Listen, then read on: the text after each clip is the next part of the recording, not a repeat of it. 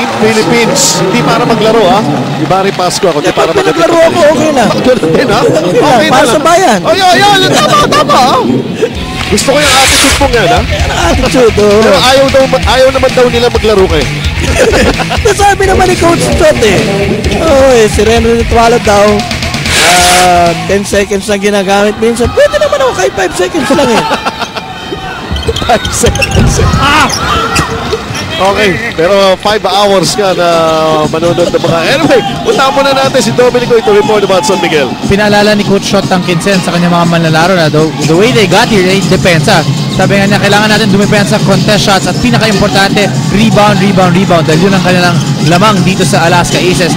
Keep Rosel, Ellis, and Sonny Toss off the offensive boards. Alright, talagang kailangan. Kumbaga, gang rebounding nga. Dahil unang-una, wala si Galen yan. Di ba nila magamit ngayon dahil may 4 na personal fouls. Pero okay lang yun dahil pumuputok na ibang manlalaro ng Yun San lang. Miguel, ano?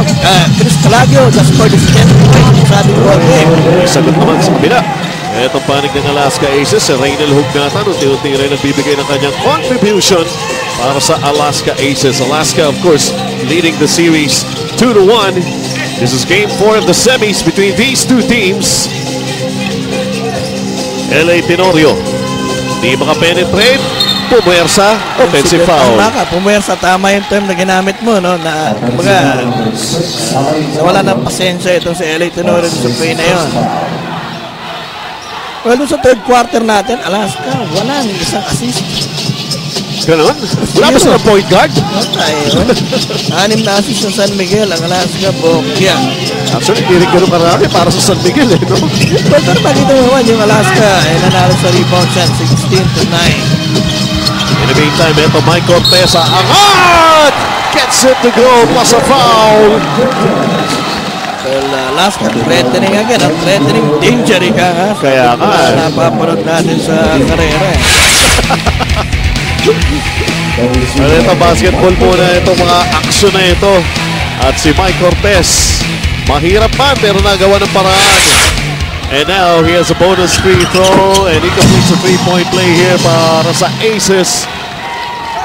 Mabasa 3 ang abante ng San Miguel Beer. Nasa bench pa rin si Galen Young. 5 puntos pa lang ni Mike Cortez. Danny Ai, laban kay Reynel Hugnatan. Umangat! Yaka! Danny Ai is taking charge. 14 points in the ball game. At kita po talagang isang bangka lang. Libre na si Danny Kaya Ai. nga, he's got a height advantage over Reynel Hugnatan for one thing. Dale Singson, seeing action for the first time para sa Alaska Aces. On the drive, Mike Cortez. Ito si Mike Cortez, unti-unti na rin nakakaramdam ng init sa kanyang mga kamay. He's got a total of 7 right now. Kanina pang sila papag-usapan sa LA Tenorio eh. Kaya nga. Mike Cortez, ako naman. Sila yung magka-matchup eh, no? Yun. Mamaya bibigyan natin kayo ng update dyan. Danny Ai, down to Chris Calagio. Calagio. On the drive, wala. Alawit rebound para kay Sonny Toss. Down by 3, Alaska. They have the numbers here sa opensa na to. But the problem is, hindi ma-execute yung play dahil nagbigay ng foul ito San Miguel. Chris, lagi matatawagan ng foul dyan. Silang dalawa ni Wesley sinandwich nila eh, no? Si Dale Simpson. Just a sideline throw in here.